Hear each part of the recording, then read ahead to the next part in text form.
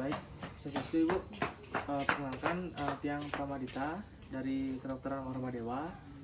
Mungkin niki Tiang melaksanakan kunjungan semester 7 nih untuk program semester 7, dan saya di sini melaksanakan tugas dengan universitas untuk melaksanakan penyuluhan kesehatan kepada ibu dan juga adik Marsya, yaitu mengenai pencegahan penyakit kencing manis dan juga pemantauan tumbuh kembang dengan isi piringku kepada ibu dan adik Marsya.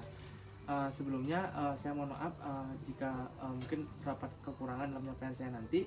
Baik, akan saya mulai, Bu, ya. Apakah Ibu bersedia? Yang bersedia, Bu, nih.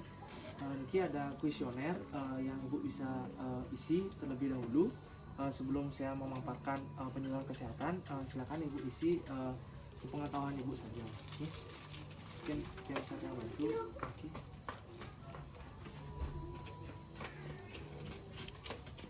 Terima kasih sudah mengisi kuesioner ini. Kita lanjutkan ke edukasi, Bu, ya. Baik, Ibu, saya akan melaksanakan edukasi mengenai pencegahan kencing manis kepada ibu dan juga adik Marsyanya. Apakah ini bisa terlihat? Baik, saya lanjutkan. Jadi saya di sini melaksanakan tugas dari Universitas Warma Dewa untuk menyiapkan penyuluhan kesehatan kepada ibu untuk mencegah kencing manis, ya. Yang pertama, yang perlu ibu ketahui dari penyakit kencing manis, yaitu biasanya orang yang mengidap kencing manis di negara Indonesia itu sering yang namanya itu kencing yang berlebihan di pagi hari, di siang hari, atau di sore hari, atau di malam hari, itu kencingnya berlebihan.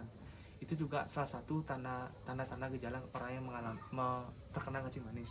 Soalnya itu orang yang terkena kencing manis itu walaupun dia berdiam diri, tapi dia itu merasa kehausan. Itu juga salah satu kondisi atau gejala orang yang mengalami kencing manis. Soalnya yang ketiga itu orang yang mengalami kencing manis itu biasanya sering sekali lapar. Nah, sering sekali lapar walaupun dalam keadaan yang misalnya sudah malam itu atau sudah minum atau sudah makan, tapi tetap juga mengalami kondisi lapar di waktu-waktu yang bisa dibilang sering gitu. Itu juga salah satu gejala kencing manis. Kalau misalkan ibu di masa depan nanti ataupun mengalami hal tersebut, maka saya memohon kepada ibu untuk segera memeriksakan ke puskesmas, ya, ke bidan desa agar diperiksakan gula darahnya ibu. Karena bagaimanapun juga ini salah satu tanda dan gejala dari orang yang mengalami kencing manis, yaitu ada berat badannya itu tiba-tiba menurun dengan cepat. Setelah itu sering kesemutan, setelah itu sering cepat lelah. Setelah itu ini yang pertama, Bu, lukanya itu sulit sembuh. Nah, kalau misalnya ibu terkena luka habis itu sulit sembuh, itu juga salah satu tanda dan gejala orang yang mengalami kencing manis. Setelah itu sering gatal di lukanya, itu juga salah satu gejala kencing manis. Jadi kalau misalnya ibu mengalami hal tersebut, maka saya mohon ibu untuk segera memeriksakan, ya, ke puskesmas atau ke bidan desa. Dan untuk bagaimana cara mencegah kencing manis tersebut? Yang pertama, melakukan bisa dibilang olahraga, seperti misalnya ya pagi hari itu senam ringan aja kayak gitu di Banjar ataupun di sekeliling sini sama keluarganya ibu, olahraga yang ringan. Saya mohon kepada ibu untuk mengurangi janganlah konsumsi makanan manis, jangan juga konsumsi minuman manis, itu jangan.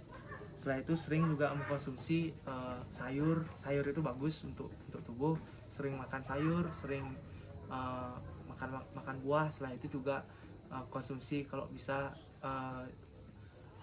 minum air juga yang teratur gitu.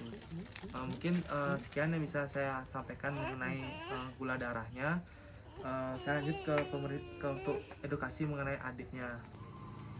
Baik, Bu, saya selanjutkan untuk edukasi ke adik Marsya, Bu, ya. Jadi yang pertama, untuk berdasarkan buku KIA, buku kesehatan ibu dan anak yang saya lihat, saya observasi selama semester 1 sampai semester 7 sekarang, untuk tumbuh kembang itu sudah sesuai dengan kartu menuju sehat, ya. Jadi sudah sesuai garis hijau. Itu tanda adik Marsya normal dari segi berat badannya itu sudah menuju sehat. Nah, itu juga untuk dari tinggi badannya juga sudah normal. Setelah itu dari berat badannya juga normal, ya, berdasarkan buku KIA yang saya pantau, saya observasi dari semester 1 sampai semester 7 sekarang. Dan ini juga untuk ini isi piringku sehat dari usia adik Marsya sekarang 21 bulan. Yang pertama, adik Marsya itu bisa mengkonsumsi makan makanan yang sehat seperti bayam dan wortel. Setelah itu juga porsi makannya itu 1 sampai 2 kali sehari, itu secukupnya dengan porsi yang secukupnya. Ya, mungkin sekian yang bisa saya sampaikan. Terima kasih, dan saya lanjutkan untuk mengisi kuesioner yang telah saya berikan kepada ibu. Bisa ibu isi ulang, ini kuesioner yang baru, bisa ibu isi ulang nih. Adik.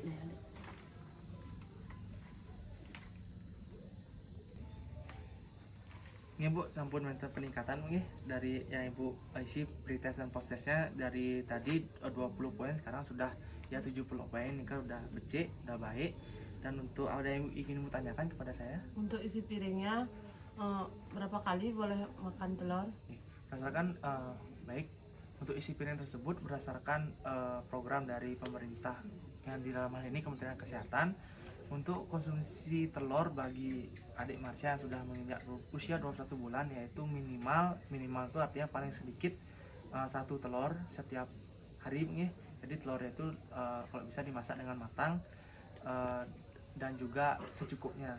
Dia itu paling sedikit 1 telur setiap hari. Mungkin sekian aja. Terima kasih.